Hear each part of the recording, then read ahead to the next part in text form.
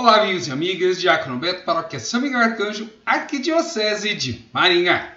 Estamos estudando o livro de Josué. Fizemos uma introdução e já estudamos o primeiro capítulo até o versículo 10. E hoje vamos continuar no primeiro capítulo até o final e o segundo capítulo deste livro. Mas antes, invoquemos a Trindade Santa, que é Pai, e Filho e Espírito Santo. Amém. O capítulo 1 e 2 que nós vamos ver no estudo de hoje é a primeira parte da divisão do livro em três partes. A parte do capítulo 1 até o capítulo 12 tem o nome de Conquista da Terra Prometida. No capítulo 1 e 2 são os preparativos para essa conquista. A conquista ela começa quando eles passam o Rio Jordão. E aqui eles estão se preparando para passar o Rio Jordão. E a partir do versículo 10 do primeiro capítulo, temos reunião das tribos do Além Jordão. Ou seja, nós temos duas tribos e meia que já têm um pedaço de terra e que concordou de ajudar os outros. No primeiro momento eles tinham negado, no segundo momento eles ficam firmes e vão ajudar as outras tribos a conquistar a terra. Começa assim. Então Josué ordenou aos escribas do povo: passai pelo meio do acampamento e dai esta ordem ao povo: tomai provisões, porque dentro de 3 dias atravessareis este Jordão para ocupardes a terra cuja posse Yahvé nosso Deus vos dá. Aos Rubinitas, Gatitas e meio tribo de Manassés, Josué disse: lembrai-vos da palavra que vos ordenou Moisés, servo de Yahvé, dizendo: Yahvé nosso Deus concede repouso e vos dará esta terra. Ou seja, vai chamando aqueles que já tinham a posse da terra para ajudar aqueles que ainda não têm a posse. Isso é solidariedade. E no término desse capítulo, nós temos que o povo responde já no versículo 16 a Josué dizendo: tudo o que nos ordenastes, nós o faremos. E para onde quer que nos enviares, iremos. Ou seja, existe uma coesão para a tomada da terra. E isso é muito importante, porque no deserto esse povo aprendeu que unido é mais forte, junto de Deus, unido entre si e com Deus. E dividido e longe de Deus é muito fraco. Já no capítulo 2, o tema muda um pouquinho. É enviado espiões em Jericó. E começa assim: Josué, filho de Num, enviou de Setim secretamente 2 homens como espião, dizendo: ide, examinai a terra de Jericó. Foram, pois, e entraram na casa de uma prostituta chamada Raabe e hospedaram-se ali.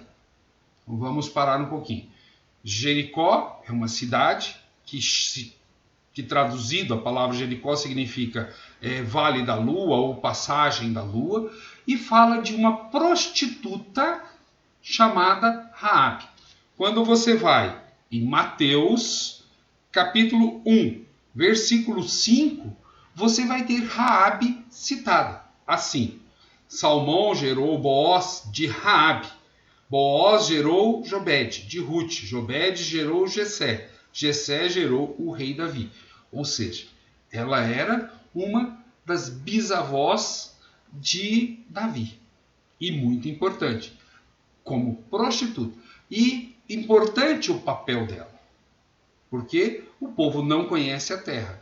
Josué envia espiões e esses espiões são ajudados por uma mulher que tem a profissão de prostituta. Já no versículo 2, e anunciou-se ao rei de Jericó que alguns israelitas vieram esta noite para espionar a terra. Então o rei de Jericó mandou dizer a Raabe: faze sair os homens que vieram a ti e entrar em tua casa, porque vieram para espionar toda a terra. Mas a mulher tinha tomado os 2 homens e os escondera. Disse então: de fato, esses homens vieram a mim e não sabiam de onde eram. E, havendo de fechar-se a porta da cidade à noite, esses homens saíram e não sei para onde foram. Persegui-os rapidamente e os alcançarei. Ou seja, ela usa de uma artimanha, esconde os espiões e os homens vão atrás dos espiões fora dos muros da cidade. E depois nós vamos ter no capítulo 6 a queda dos muros de Jericó. Já no versículo 8 é feito um pacto entre Raabe e os espiões. E antes que os espiões se deitassem, Raabe subiu ao terraço e lhes disse: sei que Yahvé vos deu esta terra e caiu sobre nós o vosso terror. E todos os habitantes da terra estão tomados de pânico diante de vós. E aí ela vai fazer uma descrição de Deus abrindo o Mar Vermelho, desse povo vindo para o deserto, desse povo lutando com os reis de Seom, de Og, de Mogog. Ela faz uma profissão de fé. E é feito um pacto entre os espiões e Raabe, aonde quando eles entrarem na cidade, vão poupá-la. Assim que os guardas saem da cidade, esses homens vão voltar para as montanhas, esperar 3 dias para depois voltar para junto do povo, lá do outro lado do Jordão, e falam assim: você nos deu uma corda escarlate, pendure essa corda na janela e a sua casa vai ser poupada. E bonito que Raabe pede para que seja poupada a vida do pai, da mãe e de todos aqueles que estão com ela. No texto assim, você não percebe ela falando assim: me poupe, mas a vida daqueles que moram comigo, principalmente do pai e da mãe. E com isso ela é poupada, respeitada pelo povo e vai estar lá na genealogia de Jesus. E depois vem toda essa questão da perseguição, até que os espiões voltam para junto de Josué.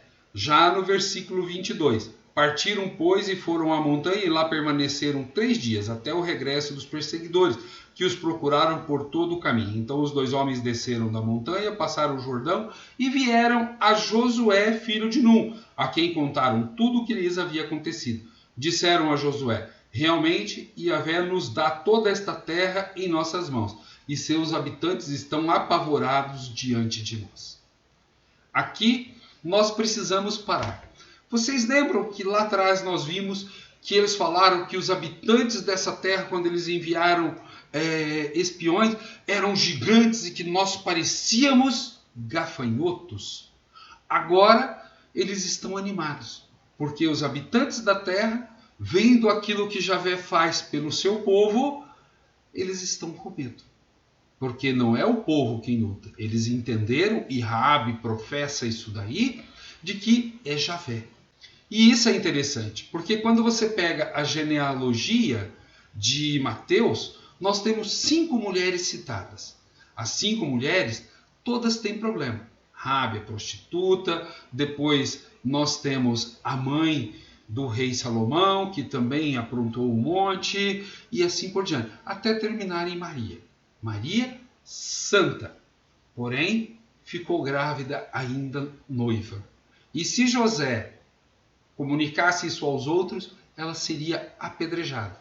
Mas o anjo fala para José, em sonho, que aquilo era obra do Espírito Santo.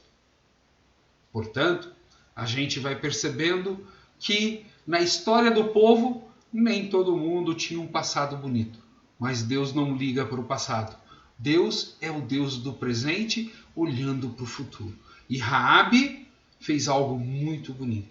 Ajudou o povo, salvou a vida desses homens. Com isso, nós terminamos essa parte dos preparativos para a conquista da terra, que vai o capítulo 1 e o capítulo 2. No próximo, nós vamos ver que esse povo está passando para o lado de lá do Jordão, aonde está a grande parte da terra prometida. Se você ainda não está inscrito em nosso canal, se inscreva para que juntos estudemos a palavra de Deus. Paz e bem.